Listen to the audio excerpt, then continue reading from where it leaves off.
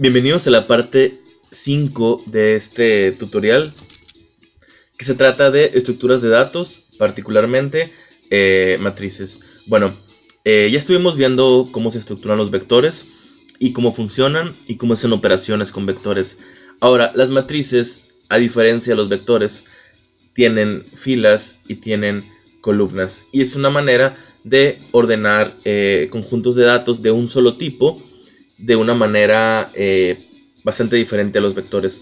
Entonces, con un solo tipo me refiero a que si vamos a hacer una matriz, esa matriz únicamente si tiene enteros va a tener enteros, integer. Si tiene caracteres, únicamente caracteres. O si son números numeric, únicamente de ese tipo, ¿verdad? Entonces vamos a empezar dando de alta por acá esta variable que es x, que va del 1 al 9. Nosotros ya sabemos que si yo hago eso, me va a aparecer un vector, ¿verdad? Que tiene un largo de 9, que tiene números del 1 al 9 enteros, ¿verdad? Entonces, ahora, las matrices se constituyen con el comando matrix o matrix. Entonces, recordemos que R es sensible a mayúsculas y minúsculas, y vamos a poner por acá esta función. Los argumentos empieza primero que nada cuáles van a ser los componentes de datos de esa matriz, el número de filas y luego el número de columnas, ¿no? Entonces, de esta forma, vamos a tener por acá nuestra primera matriz. A diferencia de los vectores, aquí tenemos esto que está entre brackets, ¿verdad? Entre estos corchetes, el 1, que sería el número de la fila, 1, 2, 3, y 1, 2, 3, que es el número de la columna. De tal suerte que si yo digo el componente de la matriz x, 2, 3, me estoy refiriendo a fila 2, columna 3, entonces me refiero al 8. Ahora, que estamos utilizando variables, podemos dar cuenta que básicamente lo que hizo esto fue tomar los valores aquí y lo hizo transpuesto. ¿Qué quiere decir esto? Que el 1, 2, 3 aquí está horizontal y en esta matriz está vertical. 4, 5, 6 y 7, 8, 9 los pone de manera vertical. Ahora, si nosotros quisiéramos tomar eso, pero ahora hacerlo vertical, pues entonces tomo aquí y en vez de ponerle X le pongo Y, pero ahora le voy a sumar un argumento que se llama by row. Recordemos que las filas son horizontales, son true, y ahora tengo la matriz igual, pero los componentes, en vez de estar acomodados de manera vertical en columnas, están acomodados de manera horizontal en filas. También puedo hacer matrices con argumentos que repiten valores. En este caso, por ejemplo, matrix, vamos a poner que quiero una matriz de puros ceros, que tiene 2 filas y que tiene 4 columnas. Y nos va a dar esto. Bueno, entonces, como los vectores, también nosotros podemos buscar dentro de los subconjuntos. Por ejemplo, si yo quisiera del vector x, que ya vimos anteriormente, decir, pues yo quiero de la fila 1 de la columna 2, ¿no? Y eso nos da el 4, ¿no? Entonces, ¿por qué el 4? Porque el 4 vemos por acá en la fila 1, en la columna 2, ¿verdad? De esta forma, yo también pudiera decir que, pues en vez de que yo quiera un componente en específico, quiero una fila completa, y ese sería el argumento, y me da todo lo que es la primer fila, ¿de acuerdo? Y si yo quisiera una columna, podría hacer otra vez esto por acá, pero en vez de ponerlo así, lo pondría de esta forma, ¿no? Primero la coma, un espacio y un 2, y aquí lo que estoy extrayendo es 4, 5, 6, que es la columna número 2. Entonces, puedo extraer partes de las matrices utilizando sus coordenadas de filas y columnas, y también puedo obtener filas completas y columnas completas.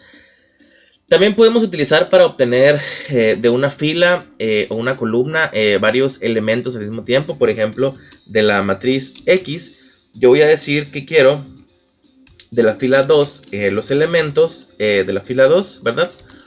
1 y 3. Entonces, esto significa que aquí tengo el 2 y tengo el 8. ¿Por qué el 2 y el 8? Porque si miramos a la matriz X, quiere decir que entonces en la fila número 2 yo estoy obteniendo el elemento 1, que es el 2, acá lo tenemos, y el elemento número 3, que es el 8, de tal suerte que estas instrucciones indican la posición de izquierda a derecha. Ahora, las matrices pueden ser hechas combinando columnas o combinando filas. Entonces vamos a empezar combinando lo que son las filas. Para utilizarlo vamos a hacer un comando que se llama rbind. Vamos a escribirlo por acá, rbind. Y para combinar columnas es cbind, ¿no? Lo voy a poner por acá, cbind. Bind es algo así como juntar, ¿no? Entonces vamos a poner este vector por acá, del 1 al 9. Ok, vamos a poner por acá rep, o sea, la reversa de x. Eso nos va a arrojar este vector que yo tengo del 1 al 9, pero empezando por el 9, ¿no? Entonces los últimos son los primeros y los primeros son los últimos.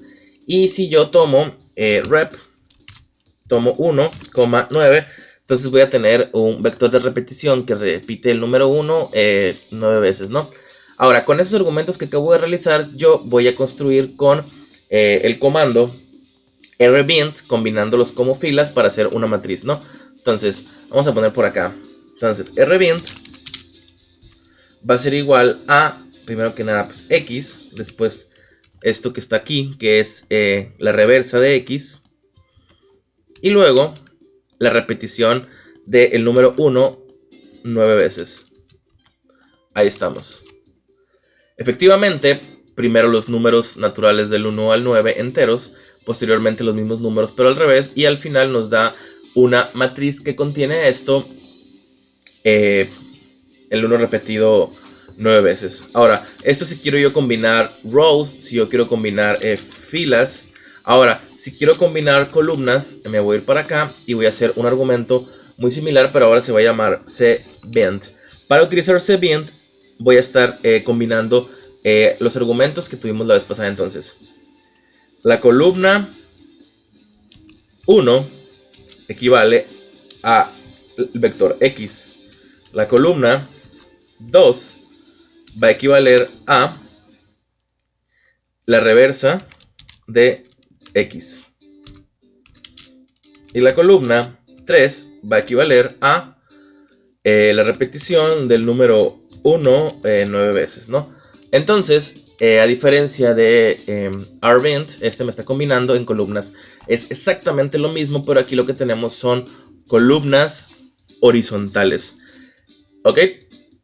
Cuando estamos utilizando nosotros entonces tanto rbind como cbind, podemos especificar argumentos, nombres que pueden ser utilizados como los nombres de las columnas.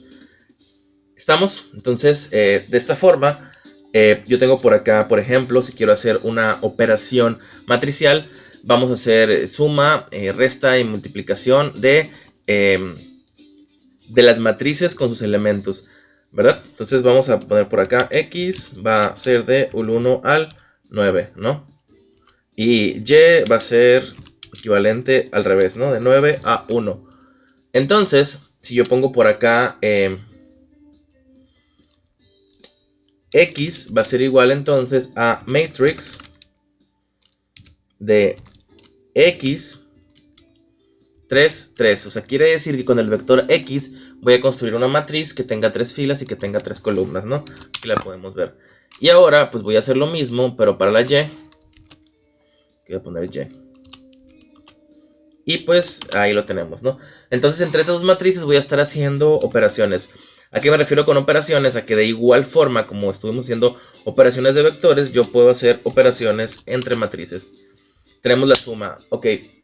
Entonces, obviamente nos da todos números 10, porque pues 9 más 1 es 10, 8 más 2 es 10, 7 más 3 es 10, 6 más 4 es 10, 5 más 5 es 10, y así sucesivamente. También puedo hacer esto como si fuera una resta, como si fuera una multiplicación o como si fuese una división. Nótese que aquí no es estrictamente hablando una multiplicación o una división matricial. Simple y sencillamente lo que yo estoy haciendo es que estoy multiplicando, en este caso, cuando la parte de multiplicar este número por este número, o sea, el equivalente homólogo de la otra matriz, y luego este número por este número, más no es estricta y matemáticamente hablando una multiplicación de matrices, como si fuera una multiplicación de matrices de verdad. Ahora, para hacer una multiplicación de matriz de verdad, tengo que poner porcentajes al lado del signo de multiplicación. Y ahora sí, esto sí es una multiplicación de matrices, hablando así como tal. Y bueno, hasta esta parte llega cómo generar matrices utilizando vectores y cómo hacer operaciones básicas entre matrices y cómo acceder a parte de la matriz.